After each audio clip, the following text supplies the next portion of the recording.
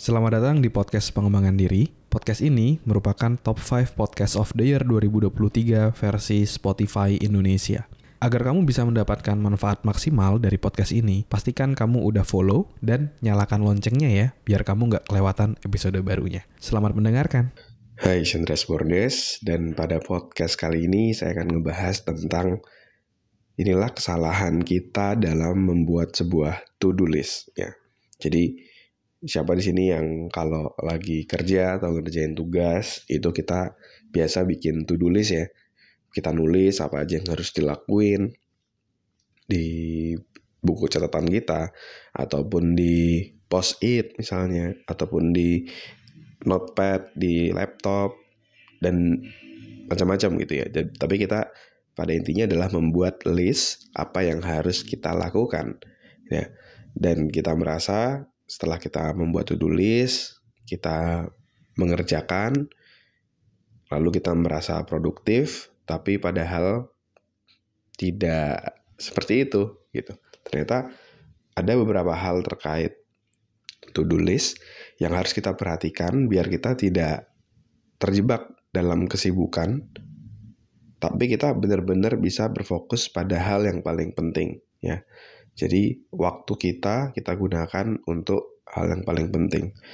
Nah, jadi konten hari ini saya terinspirasi dari satu buah buku yang berjudul Effortless To-Do List ya, karya Darmawan Aji. Pas liburan lebaran kemarin itu ya, selain menghabiskan waktu dengan anak gitu ya, dengan keluarga, saya juga menyempatkan diri untuk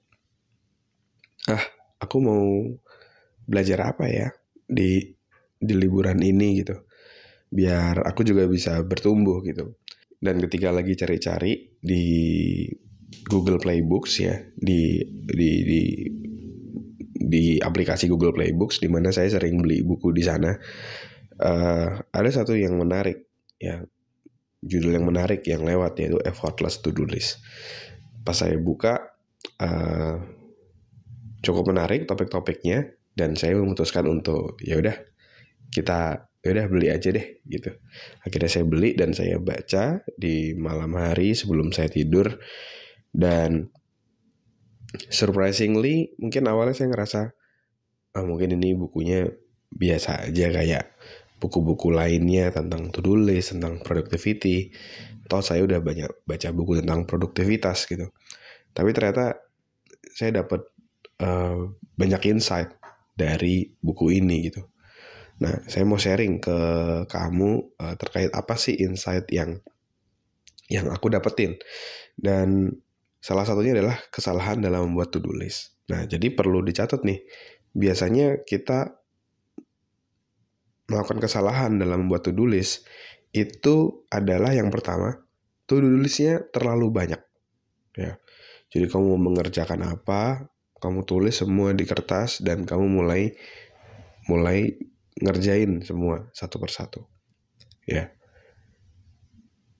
Itu kurang efektif ya. Kenapa? Karena terlalu banyak, kita juga jadi bingung mau ngerjain yang mana. Akhirnya yang kita lakuin adalah kita mengerjakan hal yang paling mudah. Ya, hal yang paling mudah kita udah nyelesain, terus kita coret to-do list kita.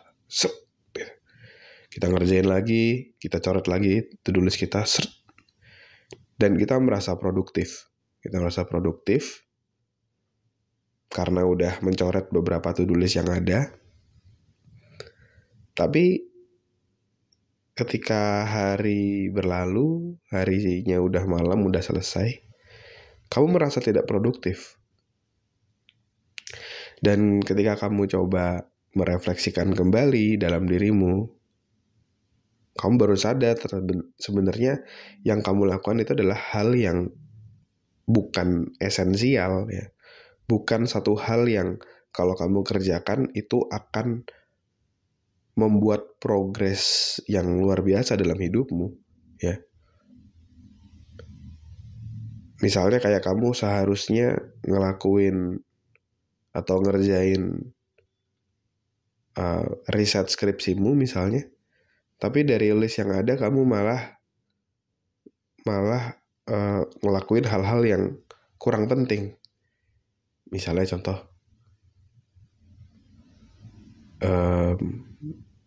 nyuci baju misalnya, atau beresin kamar gitu.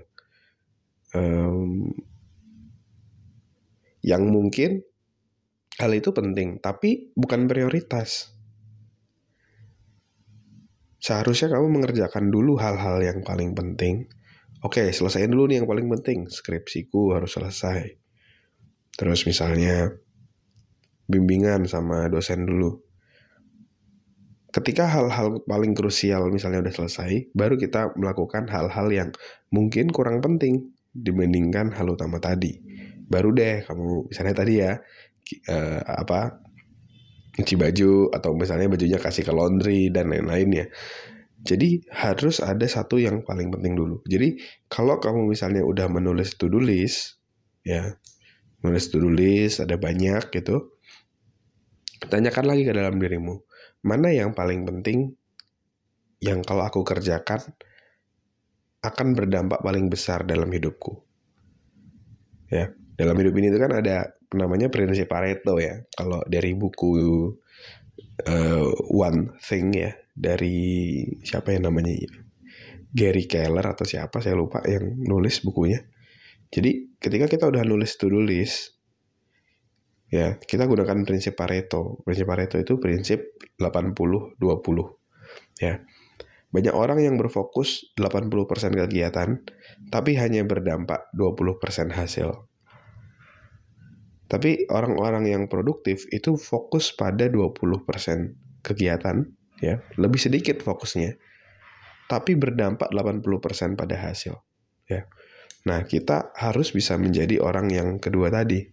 Dari 10 list tadi, misalnya ya, kamu bikin 10 list. Fokus pada 2 hal dulu, mana yang paling penting yang kalau kamu selesaikan itu akan membuat kamu progres jauh lebih besar gitu. Jadi setelah kamu pilih misalnya, oke, yang paling penting adalah poin 2 dan poin 5 misalnya.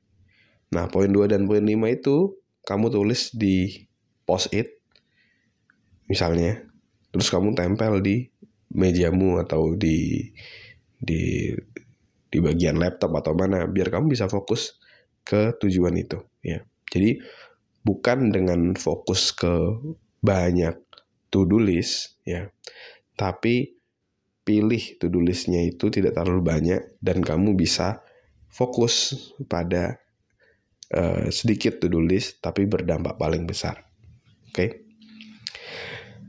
Nah, itu mungkin salah satu insight yang akan yang sudah saya share ya, tentang bagaimana kesalahan kita dalam membuat to-do list.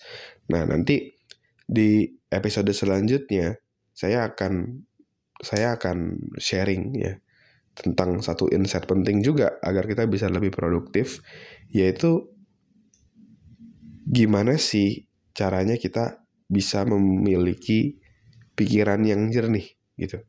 Pikiran yang jernih ketika kita bekerja. Karena kalau kita bekerja pikiran kita keruh, pasti akan sangat sulit gitu untuk kita bisa berpikir jernih, untuk kita bisa membuat keputusan, untuk kita bisa berprogres. Itu pasti akan sangat sulit. Maka dari itu penting gimana caranya biar kamu bisa berpikir jernih, membuat keputusan yang tepat, dan tentunya produktif ya. Nah, gimana caranya kita akan bahas di episode selanjutnya. Oke, mungkin itu dulu. Thank you semuanya udah dengerin episode kali ini, dan kalau kamu mau dengerin episode lainnya tentang produktivitas misalnya, kita udah bikin satu playlist ya yang kita mengumpulkan topik-topik terkait produktivitas di dalam satu playlist yang bisa kamu dengarkan. Kamu bisa cek di deskripsi playlistnya untuk kamu dengarkan dan semoga bisa menginspirasi kamu. Thank you semuanya. Never stop learning because life never stop teaching.